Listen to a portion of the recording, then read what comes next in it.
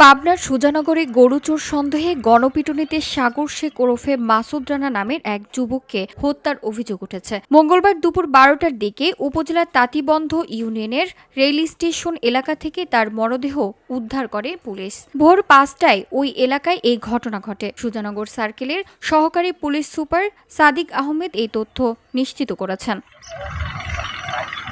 নিহত সাগর নাজিরগঞ্জ ইউনিয়নের হাসামপুর এলাকার আব্দুল মতিন শেখের ছেলে। পেশায় তিনি কাঠমিস্ত্রি ও ভ্যান চালক ছিলেন।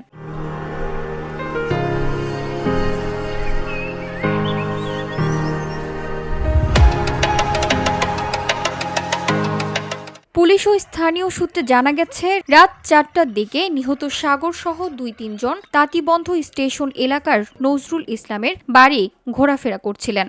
তারা গরু চুরি করতে এসেছে সন্দেহে বাড়ির মালিক নজরুল ইসলামের ছেলে মনিরুল ইসলাম চিৎকার চেঁচামেচি শুরু করেন। এরপর এলাকার লোকজন জড়ো হয়ে সাগরকে আটক করে গণপিটুনি দিলে ঘটনাস্থলেই তার মৃত্যু হয়।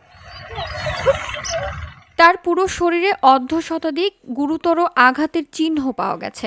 এছাড়া মাথা ও পায়ের একাধিক জায়গায় ধারালো অস্ত্রের আঘাত রয়েছে। পরে স্থানীয়দের কাছ থেকে খবর পেয়ে পুলিশ দুপুর 12টার দিকে ঘটনাস্থল থেকে মরদেহ উদ্ধার করে। সুজানগর সার্কেলের সহকারী পুলিশ সুপার সাদিক আহমেদ বলেন, খবর পেয়ে ঘটনাস্থল পরিদর্শন করেছি। মরদেহ উদ্ধার করে হাসপাতাল মর্গে পাঠানো হয়েছে। আইন হাতে তুলে নেওয়া দণ্ডনীয় অপরাধ। অপরাধীকে ধরে আইনের হাতে সোপর্দ করতে হবে। VOD Bangla news desk.